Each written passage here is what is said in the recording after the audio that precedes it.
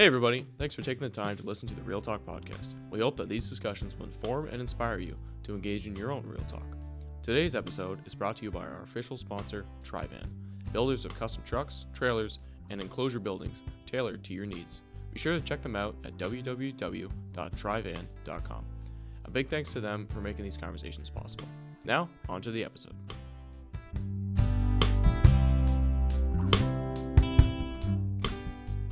Hey everybody, welcome to the Real Talk podcast. We are back in action after our summer break, so thanks for allowing us to do that. It's good to be back at it. We're excited actually for today's episode. It's going to be a lot of fun, an interesting topic we have at hand. I guess maybe I'll give you the guest first, although if you click play on this, you probably know who the guest is. But today we have Pastor Bill DeJong. He's from the Blessings Christian Church. Some of you may know who this fellow is in Hamilton. And we're going to be talking today about youth culture, what that means, the trends that Pastor Bill has been observing throughout that in his research and in his work at Redeemer University. And then we'll talk about more extensively what it means for the church and how that will impact the church there. So, without further ado, Pastor Bill, welcome to the program. Well, thank you very much for having me as a fellow podcaster. This is a real treat for me to be here, to be on the other end of the interviewing table. But kudos to you. You're doing a great job with your Real Talk podcast, and it really is a treat for me to be here as well as a guest. Thanks. Appreciate it. Thank you. Yeah, he's Pastor Bill is the co-host of Tyrannus Hall. So if you haven't checked that out, please do. They have some great content there as well. So we have an outline done up here, and I think that's probably a good place to start. So do you want to just give people, we'll start with point A. You have written here the sociology of religious youth, but maybe give a bit of a background into how you got into this topic of youth culture and the trends emerging there, and then we'll work through it from there. So maybe just the background. Sure, and it may seem quite odd on the surface for an old man to be talking about youth culture, but there is a reason for the interest that I have and for the knowledge that I've acquired. And that is several years ago, I was invited by Redeemer University to teach a course in their religion and theology curriculum on youth culture and spiritual formation. I was somewhat familiar with youth culture just from reading the newspaper and magazines and so forth, but I'd never done an in-depth study into youth culture. So when you teach a course, you, of course, need to amass a large body of information, some of which you're imparting to the students. So I spent considerable time studying trends in youth culture. What are the dynamics of youth culture? And then how can the church address these demands? And when it comes to youth culture, there is a lot of sociology. So there are sociologists who research patterns and trends that exist in youth culture and then relay this information to the public. And then other theorists will take that information and begin to draw conclusions and make observations. And probably the most significant sociologist in the area of religion and especially youth and religion is Christian Smith, who's from Notre Dame. And he's published a series of 3 books, but he began by studying the life of religion in American teenagers. And a lot of his observations ring true for Canadian teenagers as well. And there's spillover into the church. So he was the one who coined the expression moral therapeutic deism. And he used that expression to describe the new kind of emerging religion that characterized American teenagers in particular. And he found that this was true across the board, regardless of religious stripe. So whether you're Christian, Muslim, Jewish, or whatever, but a kind of reconfiguration of theology that he found concerning, that I find concerning as well. But it's a new view of God. So the moral part is that God wants us to be good people go to heaven. The therapeutic part is God exists so that he can help us when we have difficulty. We can pray to him, he hears us. And the deism part is God isn't really that active in the world, but he's available to you if you want to pray and if you're in some kind of crisis.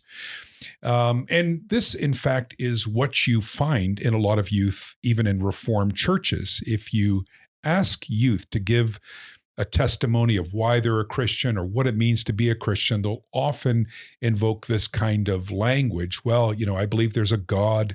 I believe he has a plan for my life. My destiny is bound up in his plan. I'm grateful that when I enter into a crisis, I can pray to him and he hears, and so forth. And what people don't realize is that this is what just about anybody would say on the streets of Hamilton. If you were just to survey people randomly, this is the kind of language you would hear. And so there's nothing actually distinctively Christian about it. It's language that could be shared by Muslims and by Jews and by Christians and even those who don't identify with any of these religious stripes. And that's the concerning part. It's this idea almost that there's this generic religion that has maybe different shells. One shell might be Christian, another shell might be Buddhist, another shell might be Muslim. It doesn't really matter which shell you're in. But this is what God is about. And that's concerning for us because it doesn't represent genuine Christian faith. It doesn't represent surrender to the Lord Jesus Christ, for instance. When did you see this in your research, or when have people observed this trend becoming a thing? Is this the last 5 years, 10 years, or are we talking maybe like from the year 2000? When did this start? I'm trying to remember now when Christian Smith's book first emerged, but I believe it was early 1990s, and that was based on research over the previous years, so probably late 1980s, early 1990s. It's interesting. There are Canadian researchers who have argued that we've moved beyond moral therapeutic deism to something that they call universal Gnostic religious ethic. And it's very similar, but with this added dimension that youth sometimes have this kind of Gnostic element to their faith, which they believe gives them a kind of special insight that their parents don't have. And you kind of encounter this sometimes with youth where they have convictions that are different from their parents. And they sometimes use the language of, oh, my parents just don't understand. They just don't get it. So Gnostic insofar as it's a special kind of enlightened view that others don't have access to or that others don't have. That sounds really familiar for our culture. Like you hear that a lot in just, I guess, just about any discussion around, progressive issues, right? Hasn't that been the case for like the last 50 years though? Each successive generation thinks they're wiser than the past? I'm not sure. I think there was a time when people deferred to older people.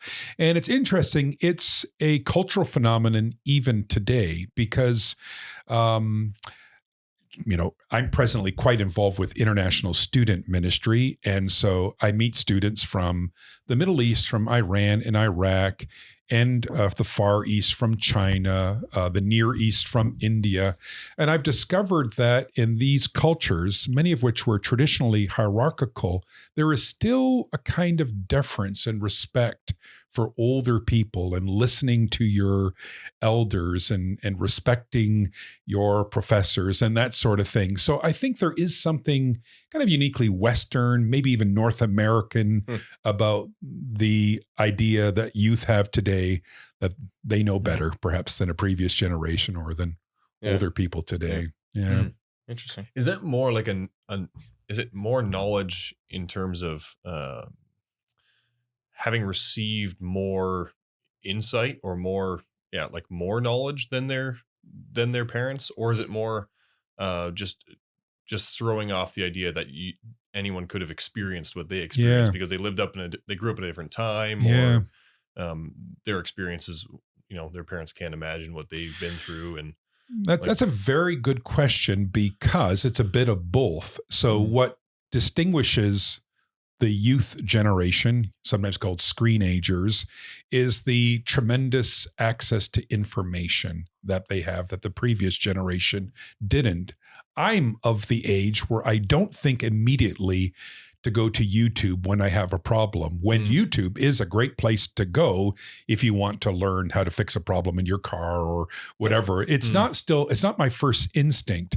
Right. So I think, so youth have access to all kinds of information, and the assumption is they're gathering information that their parents never gathered, so they have more information. But then secondly, there's also this other component where youth now are much more inclined to look inward for insight and wisdom and moral guidance than outward.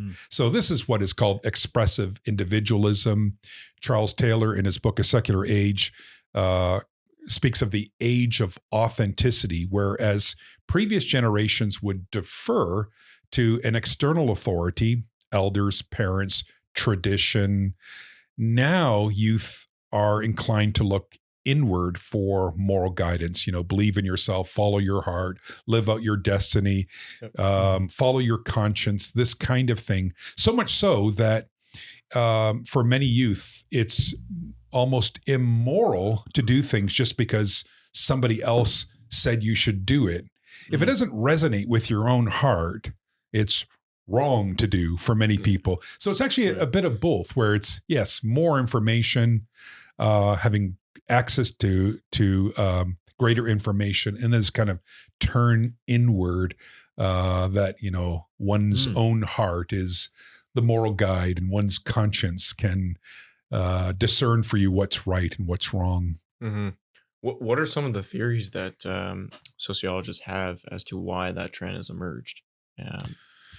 Again, I think there's multiple answers that could be given to that question. One that Christian Smith himself proposes is that youth find problematic elements in their religious upbringing. And maybe for Christians, there are things in the Bible that they don't agree with, or there's theology that they resist, but they still want to be believers in some sense. And so they kind of dumb down theology to something very generic, such that their parents aren't overly worried because they're saying a lot of things that sound good. Oh, I believe in God and I pray to him and I believe my life is in his hands. Kind of enough to keep the parents satisfied, and yet there's a distancing from the sharp edges, let's say, of the Christian faith, from the real demands that the gospel makes and that Jesus makes. So that would be one thing in particular. Another factor would be just the greater familiarity that youth have today with other religions. So there was a time where if you were a Christian, it might be possible for you to grow up and never meet a Muslim or a Buddhist. That's becoming increasingly impossible, especially if you're in an urban center like Hamilton. You go to McMaster or Mohawk or something like that, you're running into people of other religious stripes, and it's off. And the first thing that youth sometimes observe is how similar people from other religions are. And they say, oh, well, my Muslim friend is actually not so different from me. And so maybe we're actually kind of believing the same thing. It just has a different shade, whether you're a Christian or Muslim. So I think those are two variables that help explain that. That makes a lot of sense. Yeah, that's interesting. Yeah, I don't want to jump too far ahead. I mean, my mind immediately, well, maybe because I'm a guy, it's like your mind immediately jumps to, how do we fix this? But yeah, I do want to understand, like, where did this come from? But then also, like, what are the things that are driving it? So, like, I mean, we talked before we went on air, or we started recording. We were talking about social media and things like that. Like, how is the internet and social media and these kind of ways of connecting people, providing information, and like, how is that, the rise of that in the since maybe 2000 or even the early 90s, like, how is that kind of assisted or it's really huge, because if you think how youth are being catechized and discipled today, it's often through internet and social media. if you go to church, you hear your pastor speak for, 45 minutes in the morning. And if you have a second service, 30 minutes in the evening. But youth are being discipled and catechized by the internet, Instagram, TikTok, YouTube, whatever. I mean, I don't know what the numbers are anymore, but the hours that youth are online is staggering. Like it's if you look at it, it looks like a full-time job. Like it can be 40 hours a week. No, it's just staggering. Yeah. It's 8 hours a day. And you're like, well, there's got to be a more productive way to spend those 8 hours than scrolling through Instagram or watching YouTube. But yeah, so the internet, social media is definitely a huge factor. Then coupled with that, you have these new kind of subcultures that emerge online and that reinforce certain beliefs. So let's say you have a problem with the church, and maybe it's even the Reformed Church. It doesn't take you long to find some kind of group online, Facebook, social media of people disgruntled with the Reformed Church. Fellow complainers. Yeah, fellow complainers. And then you're commiserating together and you have community, and that gives you even greater conviction and boldness about it. So yeah, you just can't estimate the tremendous effect social media has. And we're still even just learning how this works. I'm a digital immigrant. I did not grow up in the digital world. You gentlemen are digital natives. You grew up in the digital world, and your parents are also digital immigrants. And so we're trying to figure this all out. And we've made mistakes as parents, right? A lot of parents were naive. I remember I pastored a couple in Kansas City, Missouri, and she said, yeah, we would never let our teenager have a phone, because we don't want, our teenager texting with people and we don't know about it. So we gave him an iPod. Right. Not realizing that with an iPod, same thing. You could do everything a phone can do, basically. So a lot of naivete, and we're still struggling with figuring out how to parent. And basically you find, I don't know what you guys would think about children. Like, would you permit your teenagers to have a phone when they're in high school? Or I mean, you have two kids. It's interesting though, because I'm only like, it feels like between the two of us, I don't feel much older. In reality, like when it comes to technology, I feel way older. And I'm like, there's not much of a gap really. Like 6 years socially, though, is big socially, like we're going through almost the same life stages. We're talking about the same issues.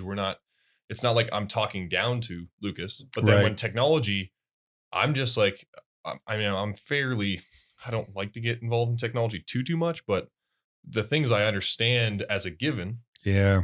You said I'm a technology native, but I grew up in the dial-up age. So, and being in the country even makes it worse. But just the gap between the two of us in that respect, it puts me at a disadvantage. So I definitely lean more toward don't give your kid a phone until they're out of high school. So this is what I find actually with youth who have like phones as appendages to their body, they're usually the ones who are saying, I would never permit my child to have, because they've experienced all the negativity associated with having, a smartphone and didn't have insightful parents to know what these things could all do. I tend to have a softer approach, but it's the youth who have lived through the smartphone age that tend to be much more critical of it than you see it with the big tech giant guys who run those things. Like Zuckerberg's kids don't have the technology. There you go. Isn't that interesting? Isn't that interesting? Who develop this stuff won't let their kids use it. They turn off all their cameras on their things. They know what it can do, right?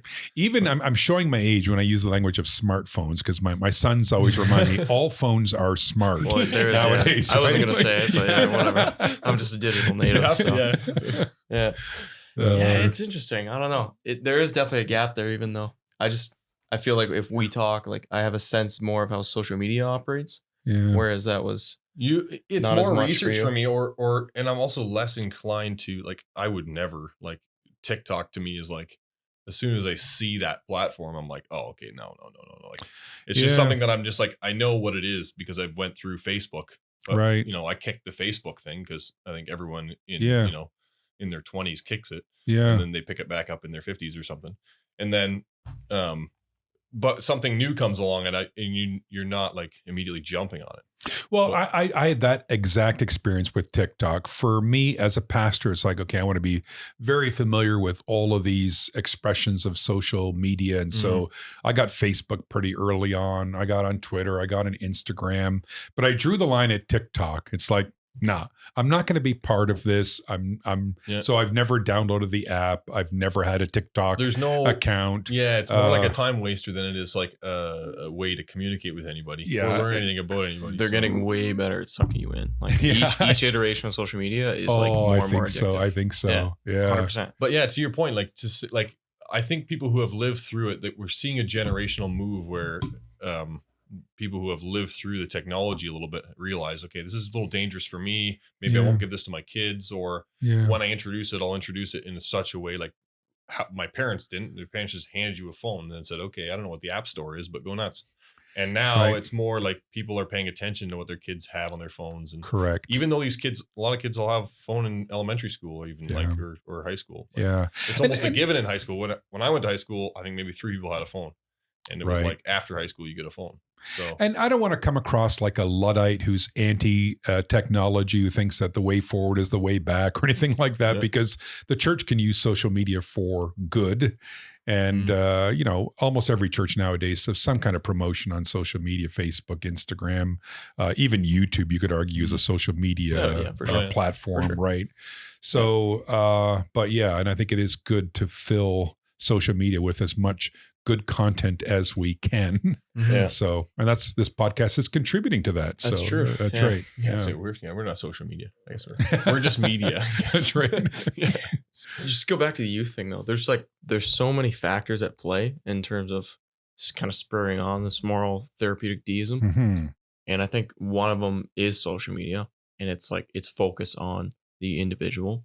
And you see it with creators and whatnot too on social media. It's a very authentic connection from creator to fan. It's a very personal one-on-one sort of thing. And that just lends itself to this whole idea of like inward focus, authenticity. And maybe you can speak to that. And then I also want to get to the data thing too. Sure. So the whole emphasis on authenticity, I mean, it's even discernible in your podcast name, Real Talk, right? So not fake, authentic talk. And the language of real and authentic is all over the place, and it's not necessarily all bad. There's like 65 Real Talk podcasts. Are there really? There's a lot. I have no idea. You're the only one I know and listen to.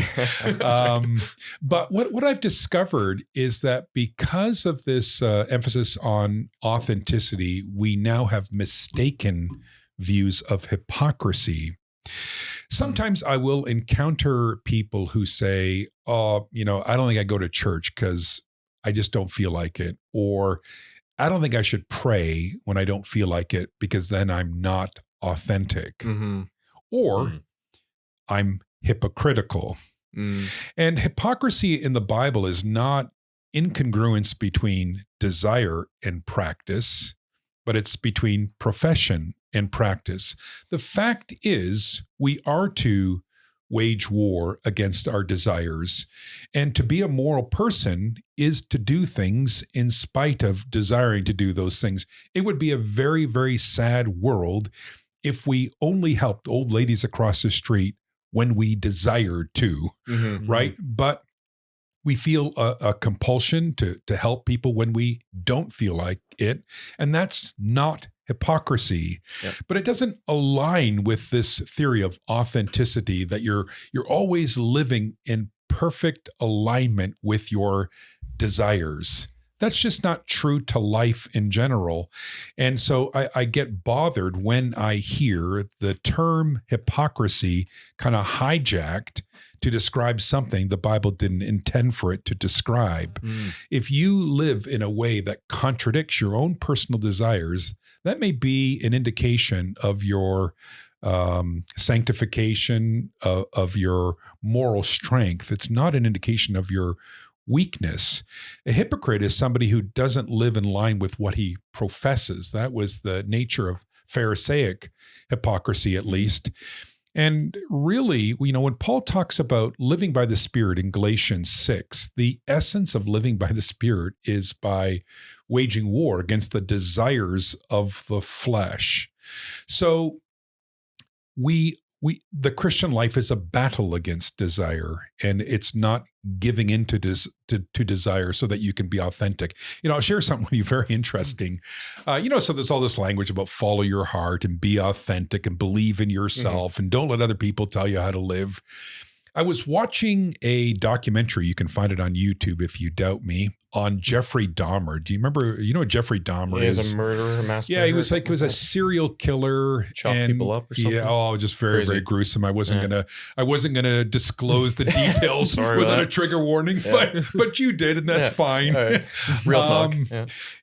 But he's interviewed by someone, and he uses the language of, I was just tired of not being the person I wanted to be. I was tired of living my life to make other people happy. I just wanted to be free and do the kinds of things I really wanted to do. I think he even uses the language, I just wanted to be authentic.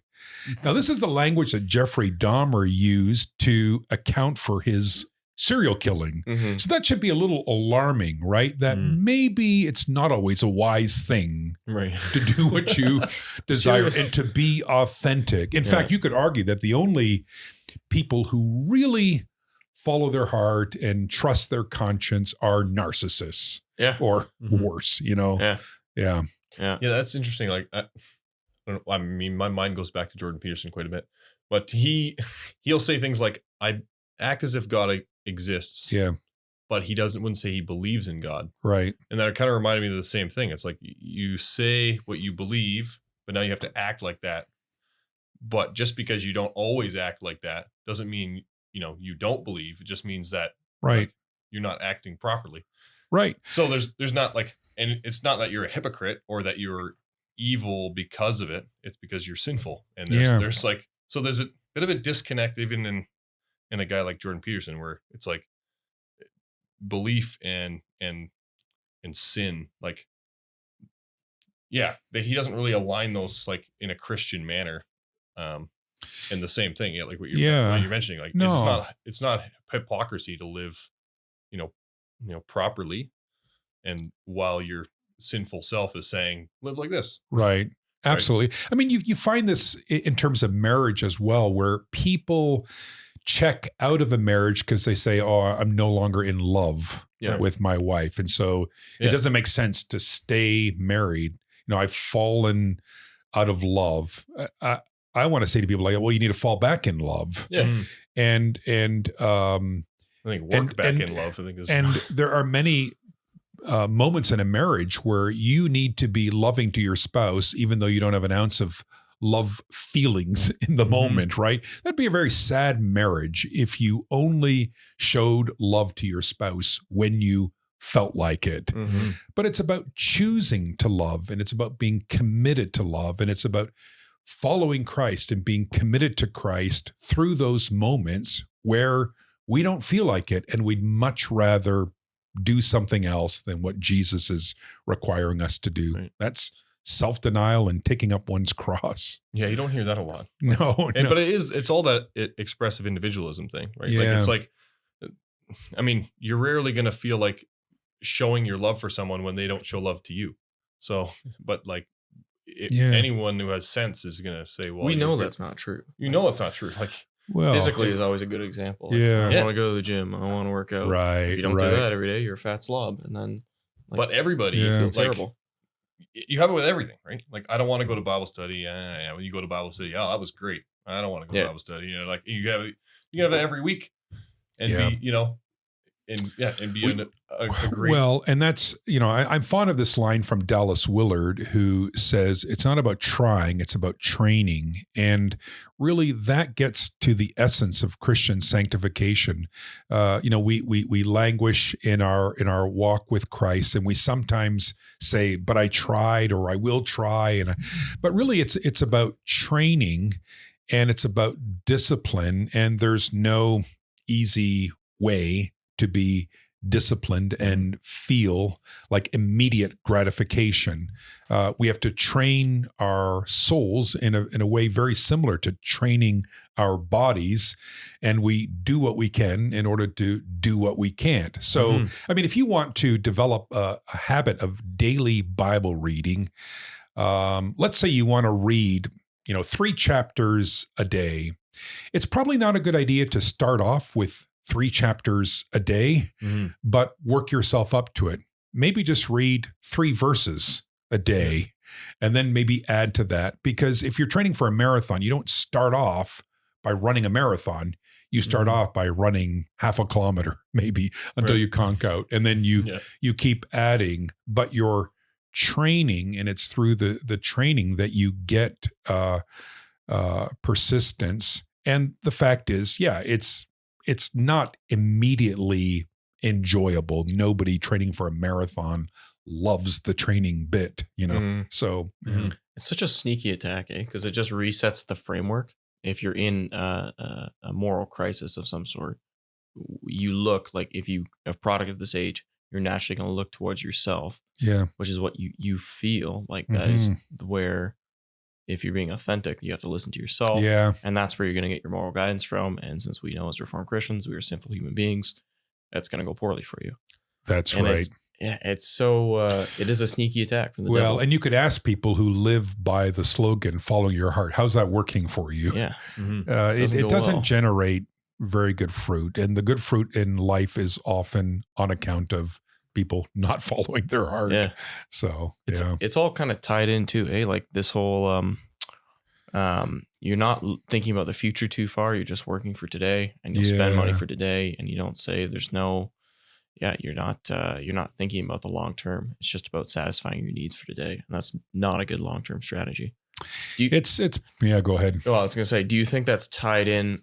Because so many people my age and younger, like Generation Z and whatnot, are, they're lost. They don't know what they believe, really. There's just high degrees of depression and whatnot. But I think that largely is because they rely on themselves for their guidance. Do you think that theory makes some sense? And then how does that tie into the expressive individualism that we've been talking about? Yeah, I think exactly so. To me, it's not liberating at all to say to somebody, you need to find yourself, you need to construct your own identity, you need to follow your heart. To me, that's a burden too great to bear, and it crushes people. Yeah. So as Christians, we believe that our identity is given, not created. It's received, not constructed. Yeah. And there's a tremendous gift in that.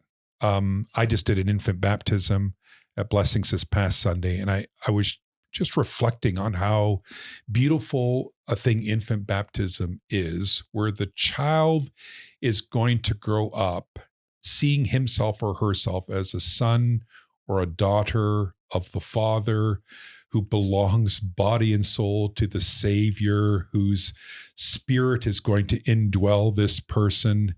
And you're not anchorless in a world. I've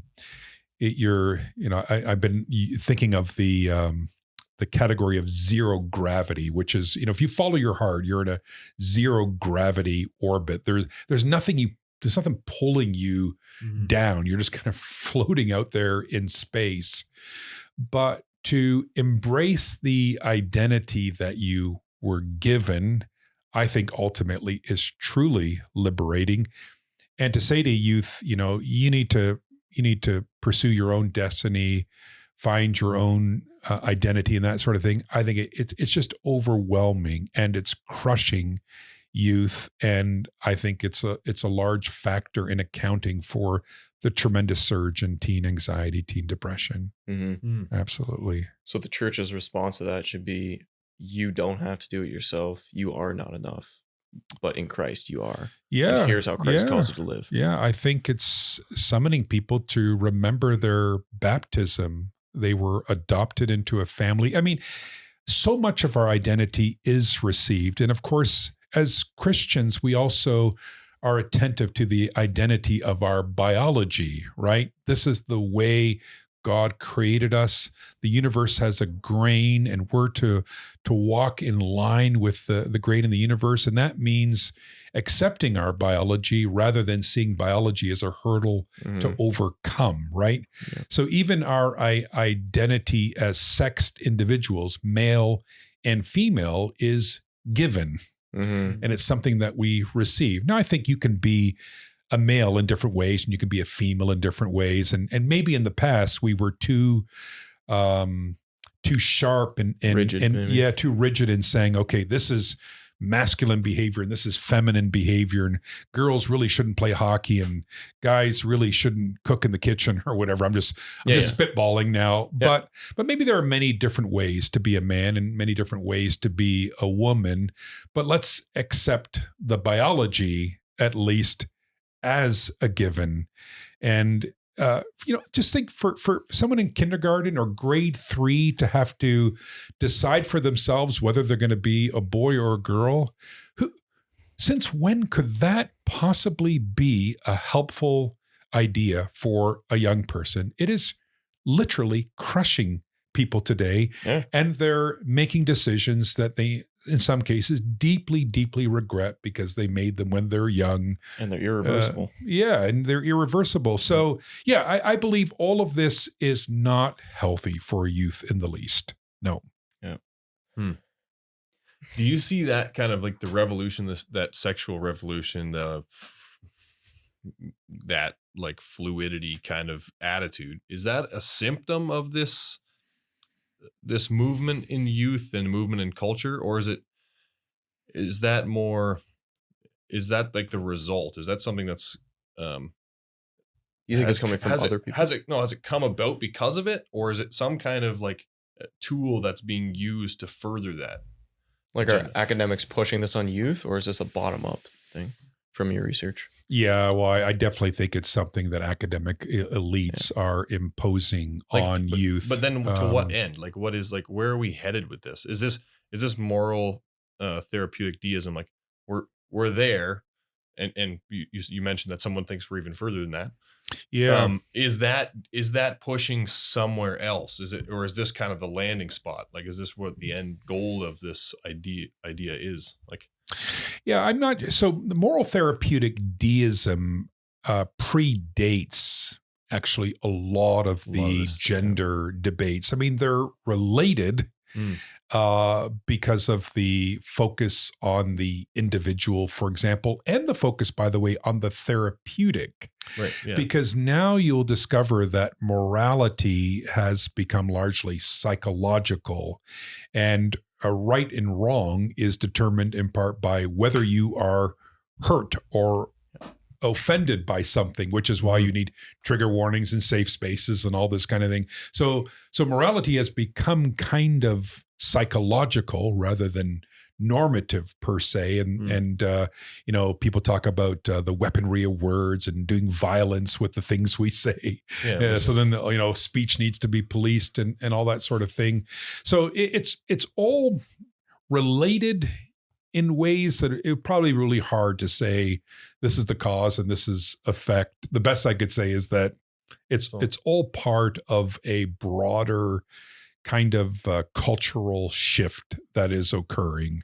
It's just there's so many like tentacles to this idea and to all the movements in our culture, and so it's easy to pick one. So say like the sexual thing, like or gender thing, like, and you can see everything in that lens and say, okay, well, everything's kind of, this is the reason why this is all happening.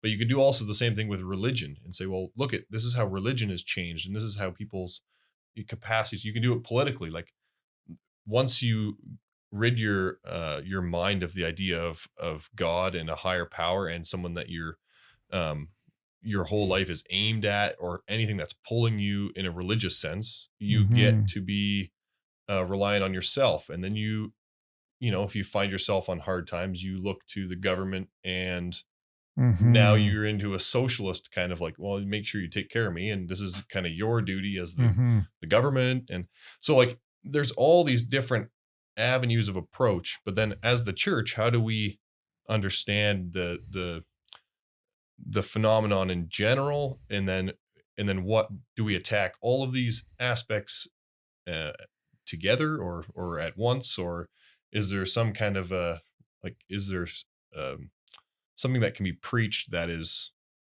more overarching, like a solution? I mean, obviously the gospel is the solution. Yeah, and so I would say, so I think what you have at play are multiple cultural narratives, right, that intersect at various points, some of which go back to Romanticism, some of which go back to existentialism, this idea that we exist and then we create an identity for ourselves. Existence precedes essence. And you use the language of overarching, and I think that's a significant word to use, because I think part of the answer is for youth and for adults to situate ourselves in the true overarching story of the world, which is the Bible story. The Bible story is the meta-narrative. It is the overarching story that explains the world.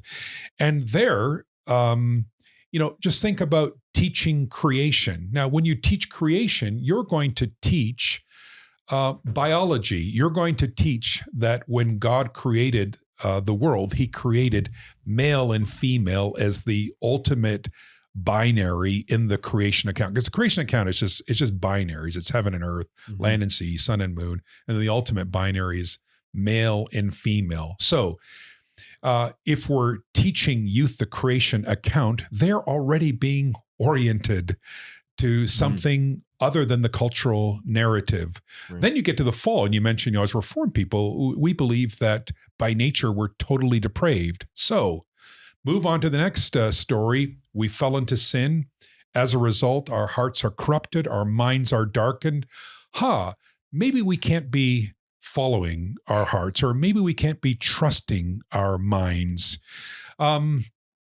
Then you read on in the account in Scripture, and you see the implications that sin has, and the results that it generates in terms of warfare and bloodshed and hostility and adultery, and you name it.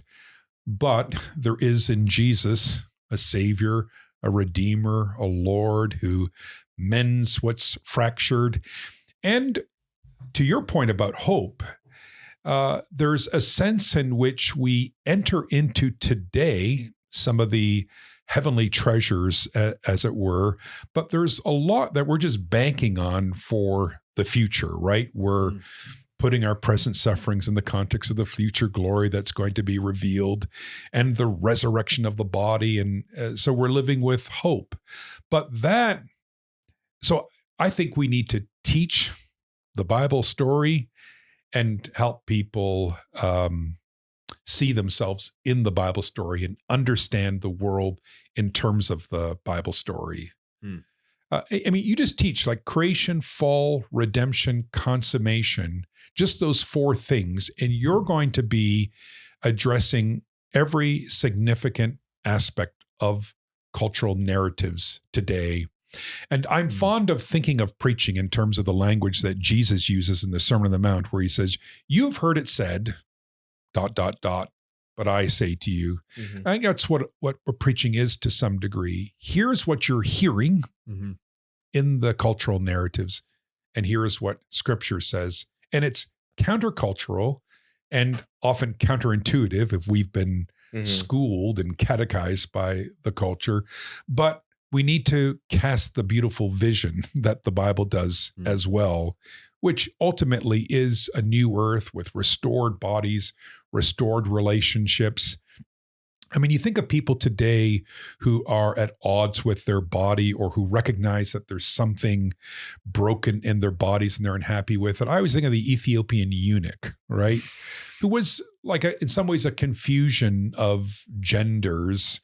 And there was no hope for him in some sense in the present world, but he's offered a place in the kingdom of God. And he's, he knows that there's going to be a place for him in the ultimate temple and that he can be adopted into the family of God and all of that. So not all of our problems are immediately rectified, but there's a lot of good news for now and even more for later.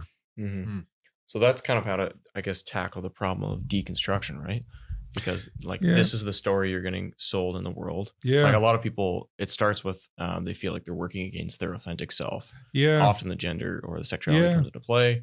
They move away from the church, but if I'm hearing you correctly, I suppose the church's response to that should be the gospel narrative show why it is the ultimate, the truest story of them all. That's overarching. right.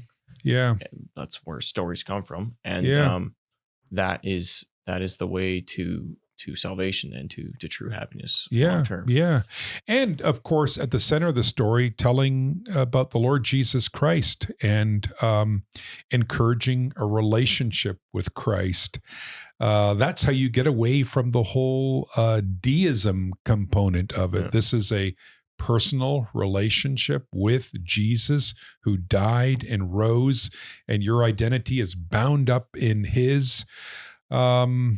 I think that, we do well to kind of reverse the impulses towards moral therapeutic deism by preaching Christ and by ensuring that youth know who he is and what he did and that they are invited to surrender to him and put their trust in him. Yeah. It's so baked in the culture. I even just recognized it in my statement to you there, it's pursuing salvation and also happiness. It's happiness is the byproduct, but you're called to serve Christ and to live for him. But it's so in our minds and in the culture, at least I find as a younger person, that you think about, I just want to be content, be happy. Right. But you're not living for yourself. You're not supposed to be. You're supposed to serve Christ and serve others. Right. But it's this whole move, like we talked about a bit earlier, away from responsibilities and just seeking more and more rights. Yeah. And not, this move away from law and from anything being put upon you. And this freedom that we think comes from ourselves. Yeah. But that's not actually the case. So I guess we got to kind of crack that nut as the church and show that true freedom comes with discipline and responsibility to a higher power, which is Christ. Yeah, absolutely. And freedom is a good way to describe salvation, right? Freedom from the slavery of sin is language that Paul uses. Freedom from slavery of fear of death and so forth. But we're really liberated.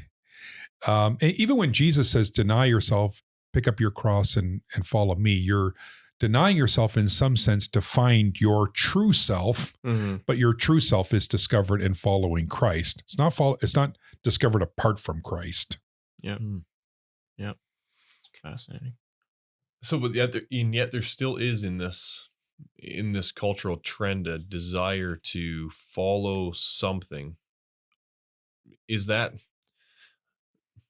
because you still see it with people that it's this expressive individualism and relying on yourself, but there still is something in people that wants to look for something else, whether it be like a community or like we talked about online or something to hold on to, something to believe in, or something to work towards even.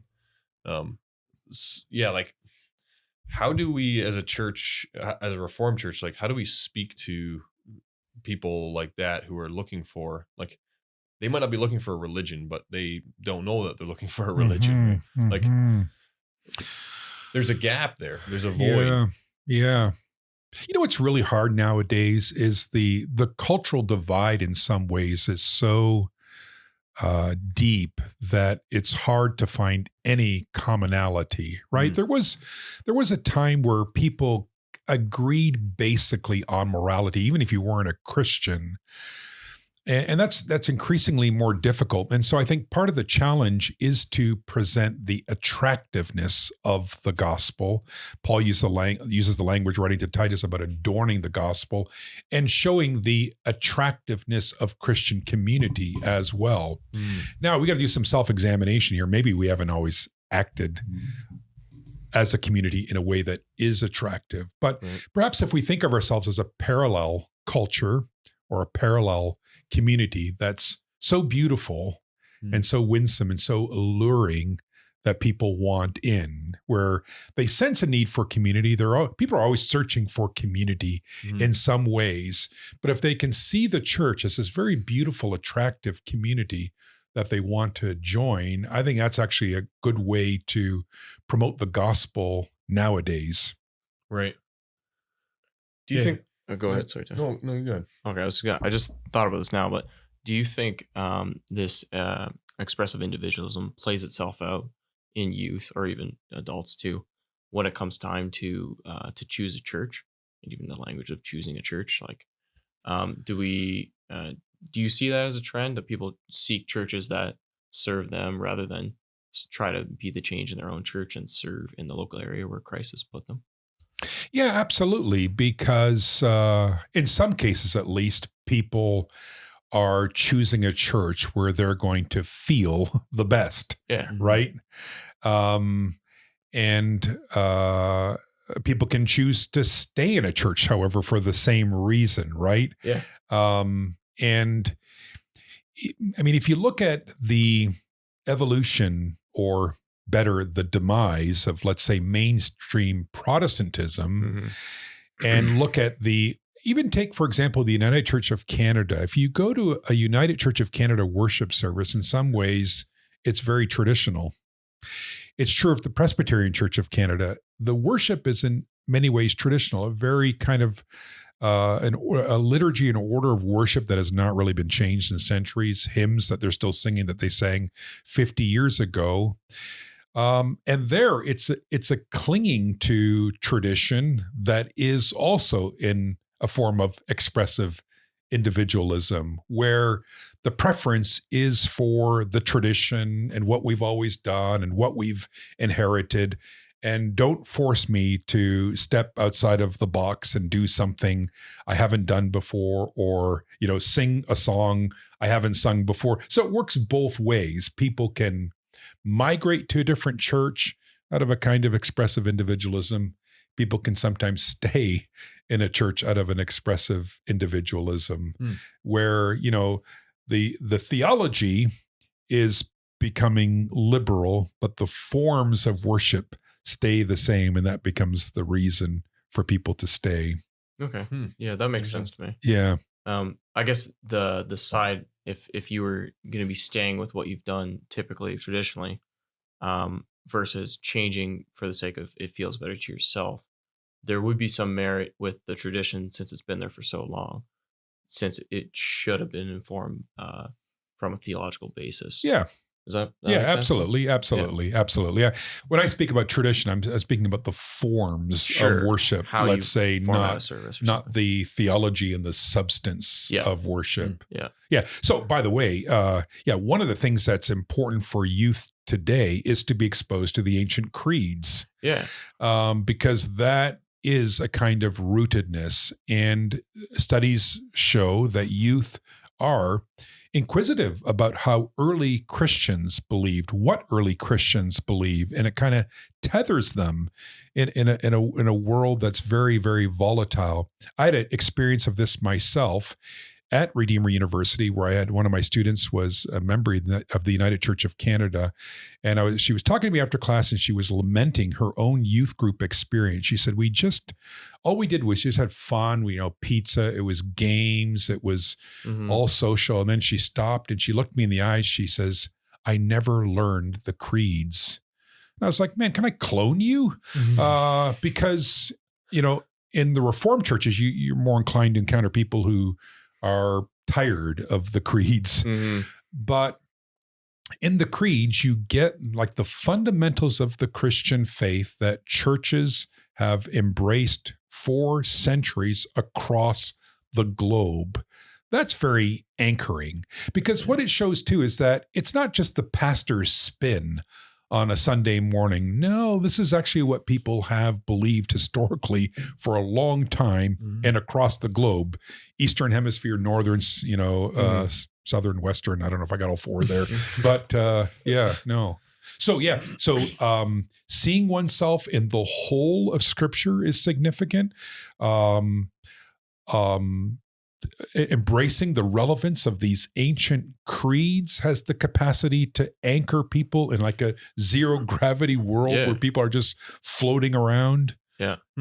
Just to see value. Yeah. So, no, do you have a short question? I got like something like this has come to mind that it's a bit hard hitting here. Okay. Oh, I was just going to say, I like the anchor metaphor. That's what came to my mind right away. And I would just quickly say that is very useful in a world, like you say, that is full of expressive individualism, and no one knows what to believe or what is true. Right. It's very useful to have the creeds and the doctrine to anchor us in a world like that.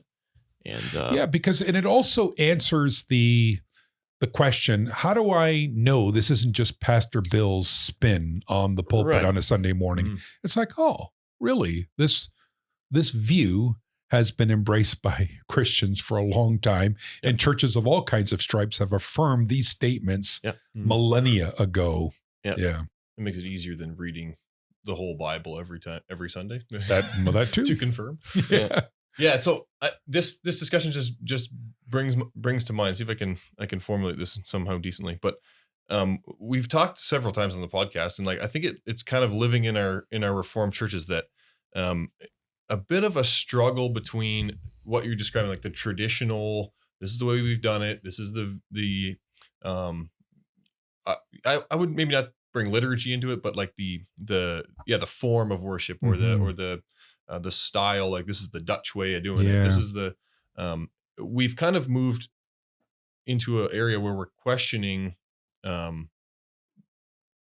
is this really the way we should be doing this in today's world? Because the culture has shifted so much since we've founded the churches. Right. So is this really like a good model? Should we be introducing more hymns? Should we be there's more of like, should we be more seeker sensitive in the way we approach things? But it brings my mind back to you mentioned like, shouldn't you default to tradition, which I'm more inclined to because I'm more of a conservatively minded person, I guess. But it brought me back to something, Bill, like you said, the youth seem to be looking for or able to formulate, say, something like a dumbed down theology. So their parents just say, okay, go, that's whatever. Right. Yeah. Don't worry about it. I got I'm doing just fine over here. And our churches, I feel like have done a good job of creating a culture, but then also like in business you would call it a system, but like having oversight, the elders, the deacons, the minister, the way that our communities are built to foster people's faith. And there's kind of a tendency to be rethinking these structures, but I find that the structure seems to work well to counteract that youth. Just leave me alone, let me do my thing, and to hold people accountable to what they they believe. That's a very very good question.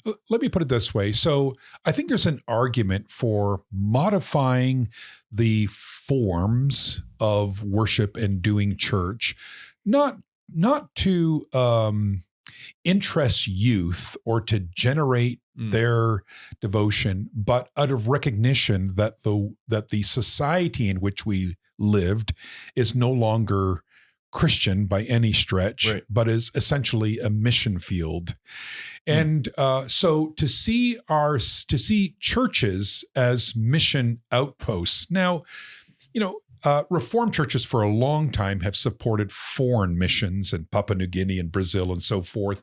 And in all of these places, there was contextualization and awareness of, okay, how do we best communicate the gospel to Brazilians or to people in Papua New Guinea?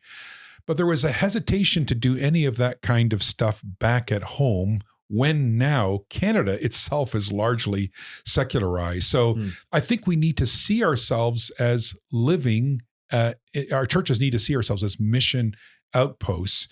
And what I would say there is, I think it's important for churches to have a soft shell and a hard core. So church should be easy to access for people who are not Christians. It should be a welcoming environment. Difficult terms should be explained. One should respect and expect doubt. One should not have a us versus them mentality. One should not assume a lot of biblical literacy, but still retain the gospel with all of its rough edges. So hardcore, soft shell.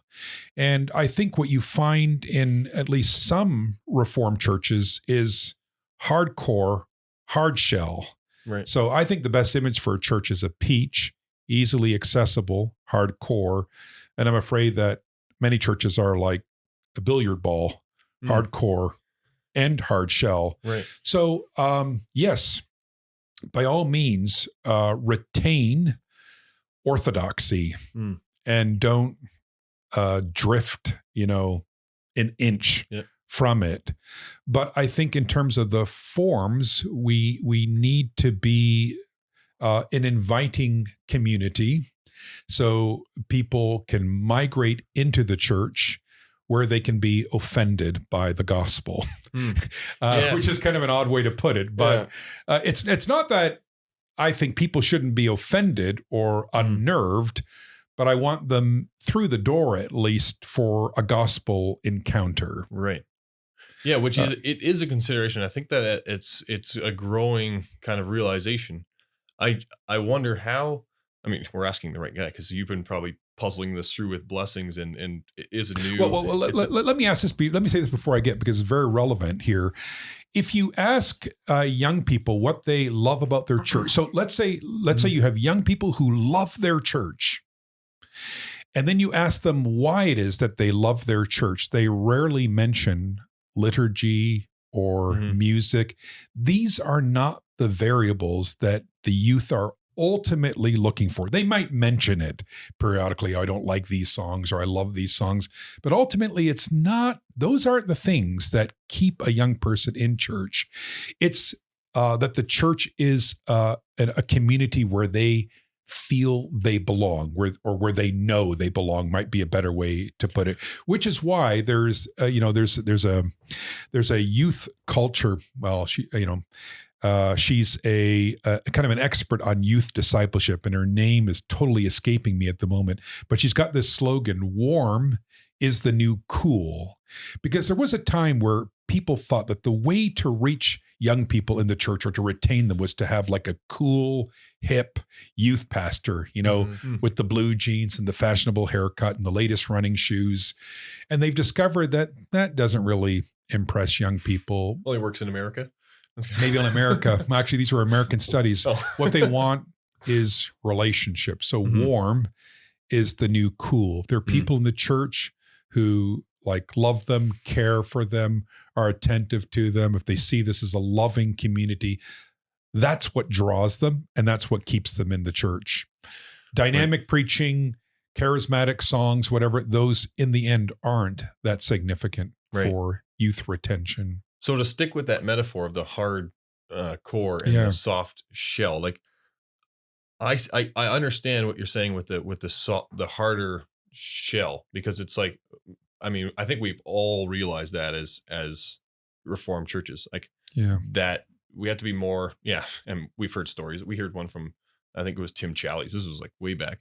He told a story about a Cuban couple or someone who came to their church, and he was like Dutch people show up at a certain time and we do this and we do this. And it was it wasn't even amenable to have these people.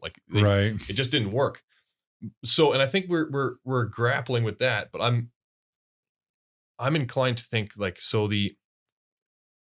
I'm more worried about the core. I think how do we prevent the church from then becoming a marshmallow? Yeah. Right. So then what are the aspects of our worship and then of our like how we present to culture that are Yeah. inviting, but then also, yeah, like you said, like offensive Yeah. because the gospel is offensive has- to a sinner, but then also like convicting, not losing like that creed language, Yeah. not Yeah.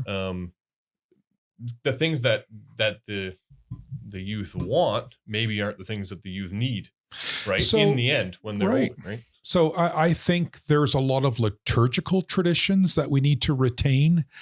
And at Blessings, we, like many other confessionally reformed churches, recite the creed every second service without fail. And I would never budge on that. Now, the way we frame the reciting of the creed might be a little different. I do a little explanation about why we're reciting the creed, and that varies from Sunday to Sunday. But to me, the non-negotiable is the reciting of the creed. In Reformed churches, you have confessional subscription, where it is expected that the church leaders in particular adhere to Reformed confessions, which are acknowledged to be faithful summaries of Scripture. I don't think you want to budge an inch on that either. And I don't think that there's anything in Reformed theology that presents a liability to being a missional church or a fruitful church in the society today. The liabilities are not in theology. They're certainly not in orthodoxy. And my colleague at Blessings is pastor from a mainline Protestant church. We're working on getting him. I know. Well, and it went very progressive, and it drifted from its moorings. And the last thing we want to see is a drift from the moorings of orthodoxy. Right. Yeah, I think like one of the things that like it seems as if it's a hard shell would be probably like church discipline, which is like a mark of the true churches, like to have it seems so seeker insensitive, right? It does, right? Because people come into church, they want to be a member, and then they got to sign up to be disciplined. Like that's pretty much like people are like, no. Like, don't tell me what to do. Just create a place for me to come and then enjoy, even if I don't like everything that's going on. Like I feel, involved. But is there a way to recast that idea in a way that is attractive? I think what I would like to say to people is, hey, look, you know what? We are too weak on our own. We need each other. The church is a family where you have older brothers who watch out for younger brothers and sisters, and elders are supposed to be older brothers. And you know what? If we see you doing or believing something unhealthy, we're going to tap you on the shoulder, and we're going to love you so much that we're not going to let you just think or do what you want. So maybe there's a way to recast that idea that doesn't make it sound like some kind of cultish authoritarianism or something like that. But in a way, that's understand what love is. Right. But in a way, that love is a judgment, right? Like as elders of a church, you're called to, like, you're not casting judgment ultimately on the person. You are judging their actions and the way they show their faith, and then admonishing them. So it is a hard line to, you want to love them and you want to present the discipline or I guess the discipline of the church, of being part of a church. But that's really like that's the hardcore. That's like that's the thing that no one really wants, but that's the thing that we need, because it's so easy as youth, as you go along, to hit your 20s and say, let me say this. I think it's true ultimately of every community. So if I were to go to McMaster University and join the Marxist Student Club and become the chair, I'm sure they have one too. and then disclose that actually I don't have a Marxist bone in my body, would they keep me as chair of the Marxist Society? Probably not. They would say, you can't be the chair of the Marxist Student Society if you're not a Marxist. All communities have boundaries at some point. And I mean, I could not be part of the what is it? Pickleball is really popular now. Eh? Like, Oh, yeah. I wouldn't be part of the pickleball club if I didn't play pickleball, or I wouldn't be part of the pro-choice group if I weren't pro-choice, and if I were pro-life and part of the pro-choice, I would be asked to leave. So I think every community has boundaries, and the Christian church really isn't that unique there. But I think that the difference is we can frame this in terms of we have a system of oversight for the well-being of people because we love people, and we only intervene in people's lives with discipline if we're fearful that one is doing something harmful to oneself or to others. I think the difference between those examples you gave is that the church is not just another club, it's an all-encompassing. Yeah. Like if you follow Christ, that affects your whole life. Yeah. And the church is called to, well, it's also hold like, you to account to that. Yeah. The elders are given the keys of the kingdom to it. That's a little different than like being part of a legion, and if you wear a hat, they escort you outside. Right. Because that's not what we do. But to then be asked to leave because you're not quite, into what we're into. So it is more heavy-handed. Like the church it has more authority, right? There is something cosmic. There's something divine at play. Absolutely. Right? I was giving an analogy, and as a friend of mine says, if it didn't break down, it wouldn't be an analogy. So the analogy would be the breaks truth. down. But my only point is to say this idea that the church consists of a community of people that you can be put out of. That in and of itself is not that foreign an idea. Right. But you're absolutely right, Lucas. The church is far more encompassing than any club or society would be. How do you manage, like, so if I'm reading the situation right, there's a pressure point. If you take the solid core and the soft shell, so people come into the church, they're welcome, they made to feel at home, but then they are confronted with the gospel and the standard that Christ sets for us in the gospel. Not that we have to do it ourselves, of course, but the standard is there nonetheless. How do you, in blessings, how have you guys managed that? Because I'm sure you've had a lot of people coming off the streets and new converts. How do you walk them through that process of being welcoming and missional and seeker sensitive, but not playing to their sinful, selfish desire to not to have God on their own terms and to not have a standard? It goes back to this. Well, I think the pattern, the example would be the Apostle Paul, who in 1 Corinthians said that prophecy as a gift should be privileged over tongues, because it is intelligible. And we don't want people coming to church and not having a clue what's going on. So soft in that sense that it is accessible. But really, I think that it's only by being super accessible that you can ultimately present the challenging claims of Christ. So even take, for example, the Lord's Supper. So the Lord's Supper itself is a very seeker insensitive thing to do. And at Blessings, we do not read the forms. We contextualize them. And we put the language of the forms in different terms.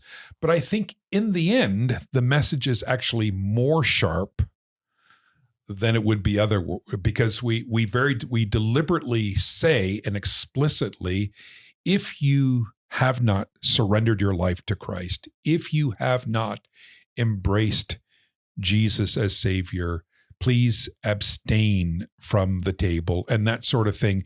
And it's the offense is not lost in the lengthy form that is read, but everyone understands what's being said at that moment. So the two, they aren't necessarily contradictory. Use the language of pressure.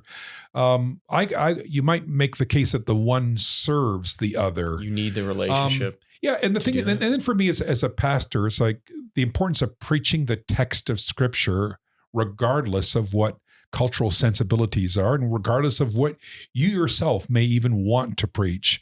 But let the text of Scripture guide you, I think is huge in all of this. That's why we got to keep up biblical preaching. That may seem obvious, but trust me, there are a lot of communities where you have preaching and it's just not biblical. Well, it is tough, I guess. If you meet someone on the street and you're trying, not being accommodating, but you're trying to bring the gospel to them softly so that their sin, that offends you, obviously, and offends God, doesn't overwhelm them and they go running away from you. And then bring them into church and then immediately preach the thing that you were trying to be sensitive about. And trying to help. If you're bringing somebody, but I think when we preach about sin, it's not, oh, you are some terrible, awful sinners out there, but it's the language of we. It's what Christians have in common with non-Christians. We're all sinners, and we're all in need of rescue. So even the dark message of sin, I think, can be communicated in a way that is accessible and not overwhelming. It makes sense to me. Like, you do need a relationship in order to get more of that important, probably the one-on-one pastoring time to explain in more detail the theology. It's just, you have to understand it in the context of the culture, like we've been talking about. In that, as you explained, in a lot of other churches, if you play to the seeker-sensitive model, you tend to lose the orthodoxy and you tend to lose the creeds and all of the historical teaching and the core, right? The hardcore. Seeker sensitivity should not extend to the message of the gospel. And there's a lot of trouble in the wind if it does, right? So you preach the gospel with all of its rough edges, but you create a community, a welcoming community where people will find their way there to hear it. That's why there's this paradox of wanting people to feel welcome in order for them to be offended or something like that, which sounds counterproductive. It does, but it's important to delineate between the two, and that you keep the soft to get people in, but you hold on to the hard because that is the truth. And I think in our Reformed church context, just knowing that difference is helpful for a lot of people to understand the missional push that the Reformed Church, especially the Canadian Reformed Church, has been under over the last 10, 15 years. I think that's helpful for people to understand that. Yeah, I kind of want to go back to youth a little bit. So you have a question in here, second to last year, that whether the churches should focus more on the youth, or if that ideal encourages idolatry of youthfulness. So I thought I'd ask that to an older guy. Then. Yeah, that's right. I think this is a big mistake that churches make, where they observe youth drifting from the church, and so they go to a fix-it mentality and then establish, a program for the youth or multiple programs for the youth, and that's not getting at the heart of the issue. This relates to what I said earlier about being warm. Warm is the new cool. It's about recreating a congregation where youth belong and where youth are dignified. I haven't done much of this, but this is what youth studies say, that youth should be included in the ministry of the church, in perhaps even in worship. Maybe have some youth take the collection on a Sunday, or make an announcement before the service, or play an instrument. The argument here is that you dignify them by giving them specific roles in the church that demonstrates trust and love and investment into the future. I think we have to be creative there. I'm not exactly sure what that would all look like, but I think if you treat youth as youth, they act like youth. And if you treat youth like adults, they act like adults. What are some of the ways in which we can show youth that we honor them and dignify them? And maybe they serve on committees or teams. Like, typically we say, oh, you're too young for that. Yeah. Maybe it's wise to have a 16-year-old on your promotions team or something like that. Yeah. So I think that's something. It's a good point. Actually, my pastor, so I go to Living Water in Brantford. Okay, and Pastor Greg Bausma's there.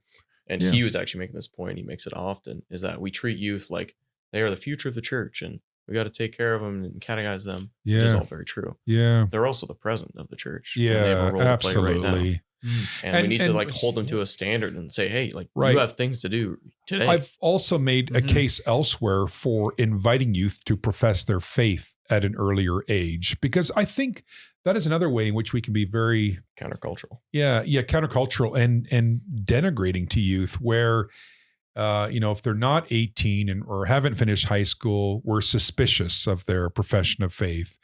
But maybe the profession of faith of a 14-year-old is very, very sincere. And maybe we're doing something harmful by saying, you're 14. We don't really believe that your profession of faith in Jesus is sincere. You're just too young to have a sincere profession. Maybe by rethinking the age at which one can make profession of faith. And along with this, I don't think this means one no longer goes to catechism class or church education after that. I think every youth would be expected to finish a church education program, but one can maybe profess your faith earlier in that process than at the very end. That would be another way, I think, to dignify youth and not like be dismissive of them. Oh, it's just youth. They don't really know what they're believing quite yet. It's interesting that like a lot of other denominations, almost other religions, it's like Christian churches have like become old and all the youth have left. And for some reason, the Reformed, there is something about the Reformed churches that has retained their youth that, proportionally a lot better than, the Anglican Church, the United Church, some of these more, maybe older churches, but I don't know, like, and obviously we're not doing everything correctly. Like, I think about some activities and things like youth group, and then but there's this little subset that's not engaged. Let's make a program for that. And then, that didn't go good. It's like, I wonder why it didn't go good. Like, it doesn't seem to be the right approach, to like really engaging.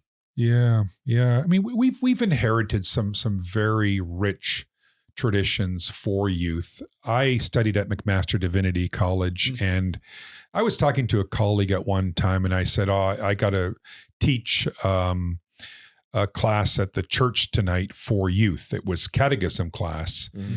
And he said, well, how many are there? And I said, there's about 40 in the class that I teach when I was at Cornerstone. Well, actually, I was in one of those one time. Oh, were you? I didn't go to Cornerstone, but I had my cousins were there, and then I went along. 40 kids you had in that class? Well, yeah. I mean, Cornerstone, it was prior to Blessing started, had 800 people. It was a large church, and this gentleman was saying to me, how do you get 40 teenagers to the church midweek to teach them doctrine?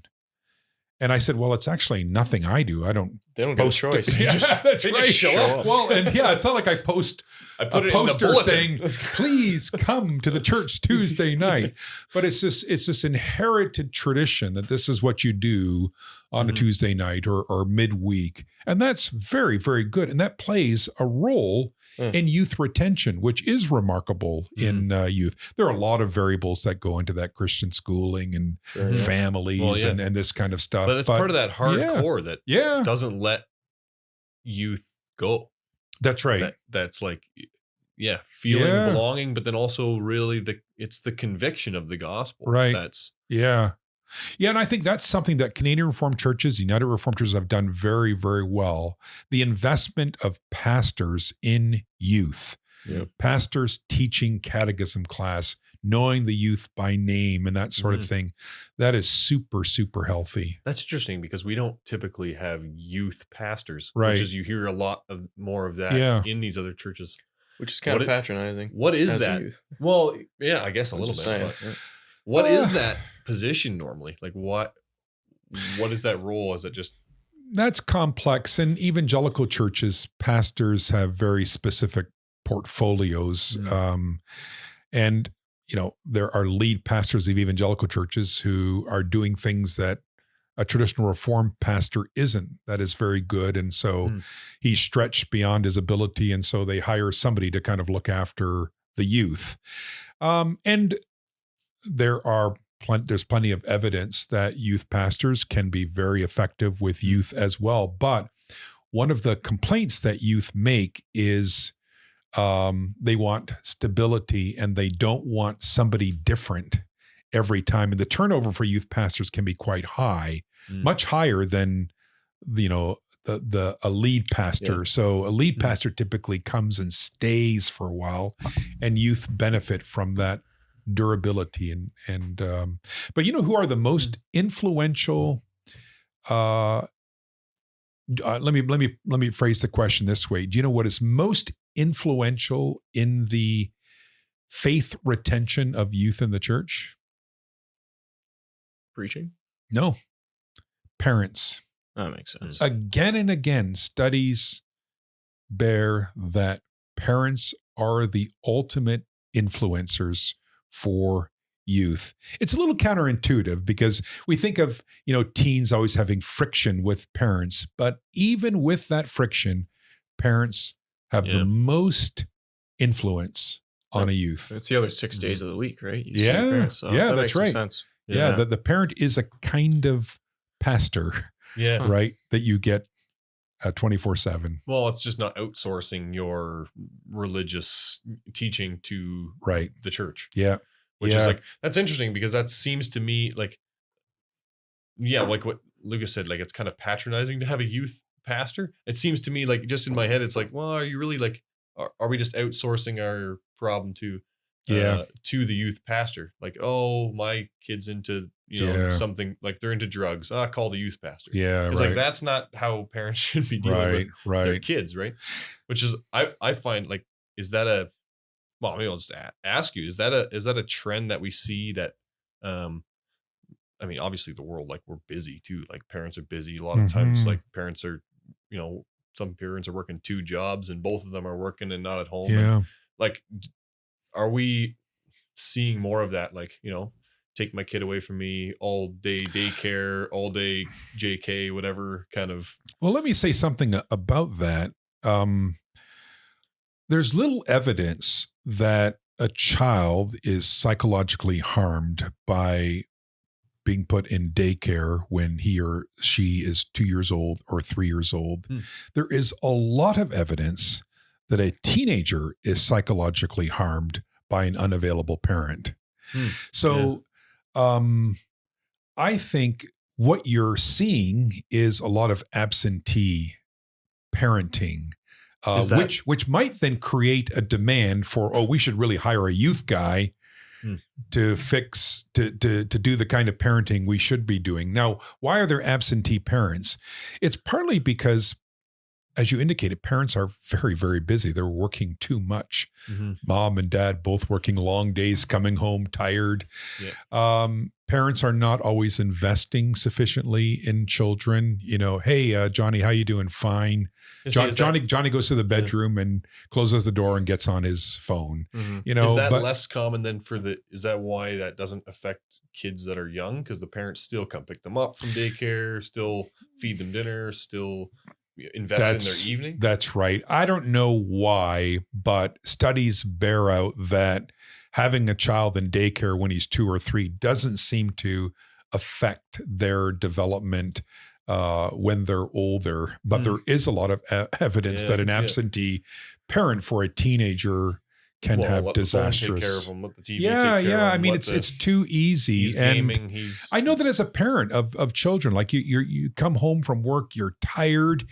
Why want to worry about a kid who can do his own exactly. laundry? And then the moment your son says, "I'm doing fine," you're like, "Oh, phew, I don't need to pay attention to him." Right. But we can't accept that because fine isn't fine. Well, exactly.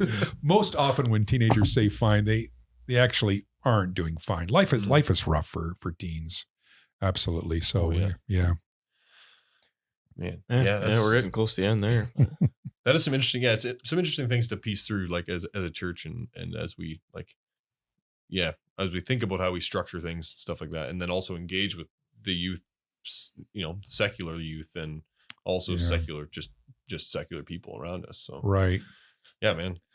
And all of these secular notions, they infiltrate the church. So I think we're mistaken if we think that the issues of youth culture are just out there and they're not inside the church. We embrace far more of our cultural context than we ever realize. And we got to be constantly checking ourselves, who taught me this? Well, it's not even just the youth, I think, either. Like we talked a little bit earlier, like so when did this start? Yeah. I mean, a lot of people, you could make the case for the 60s. Like I think it's all baked into a good number of generations within the church. Yeah. That it's just what's going to make me happy.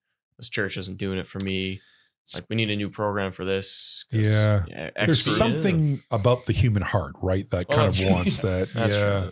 But it's being attentive, like we were just talking about, like don't let your kids be on their phone in their room, and don't be on your phone when maybe have dinner together, maybe talk together, and then you wonder why your teenager isn't engaged in church is because they're engaged on their phone. And there's all sorts of different avenues to go down when you're on your phone. There's other communities. Like, why engage with somebody that you don't really have a lot in common with at church when you have 40 people online? Well, I think you make a good point that the older people in the church, parents, teachers, whatever, need to model good behavior with respect to phones. So I like the rule in families where you can't be on your phone when you're in the vehicle or something like that. Because when I grew up, driving with the family was an opportunity for the family to talk. You had nothing else to do a long but drive home sit. from church. Yeah, exactly.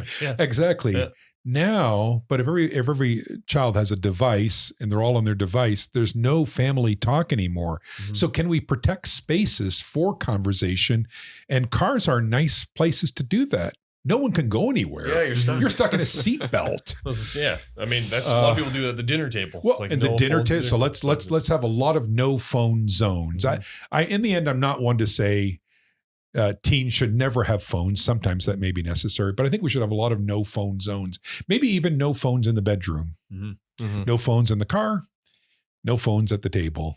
These are not biblical rules. Wisdom stuff. Yeah. You'll be amazed how fast your kids eat and get to the couch. Well, very good. Appreciate your insights and really making us think. This is good. We're probably what are we at, the hour and a half mark or so? We're getting there. So yeah, it's just tricky, because we're on the one hand, you got to watch out for what the culture's doing and the rise of this moral therapeutic deism and the serving of our own human sinful hearts. But on the other hand, the church needs to be welcoming. Yeah. But then still present the gospel and the truth of the gospel. And it's just that paradox. We got to maintain. Yeah. It's a great challenge that the devil's working on pretty hard. Yeah. It's not always easy.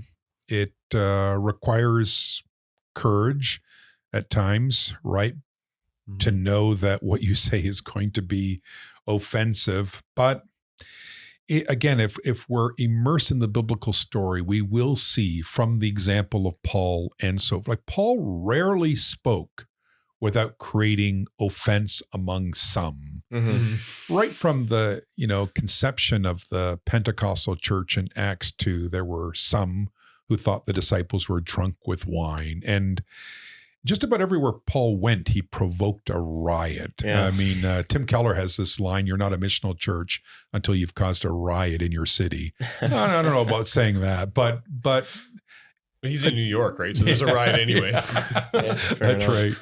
But yeah, we have to be provocative, and we shouldn't be afraid to be provocative either. Mm-hmm. Very good. True. Well, thanks appreciate it. Yeah, carving out the time. Hey, it's been a blast, guys. Thanks for having me. And that was a wonderful, fruitful conversation for me as well. Hour and a half flies, eh? It goes quick. It goes quick. So yeah, hopefully everyone listening enjoyed. Yeah. And if you got anything left to say. No, just check out Tyrannus Hall as well. Lots of good content there too. So and let us know what you thought of the episode. I'm sure people have some feedback and their thoughts as well. Yeah. So we'll tackle that in a future feedback episode. Absolutely. Till next time. Thank you. Real talk. All righty.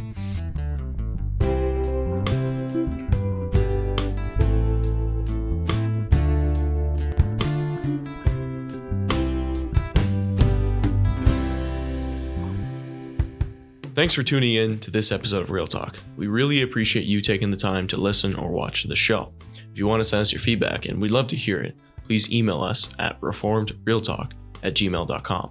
If you want to find us online or social media, we got a lot of great content there. Just search Reformed Real Talk and we should come right up. This show is created and produced by myself, Lucas Holtfluer, and Tyler Vanderwood, and our wonderful podcast manager who does all the editing is Mariah Tamiga. So we're really thankful for her contribution to the show as well. That's all for now, folks. Thanks for watching or listening, and we'll catch you next time. Bye-bye.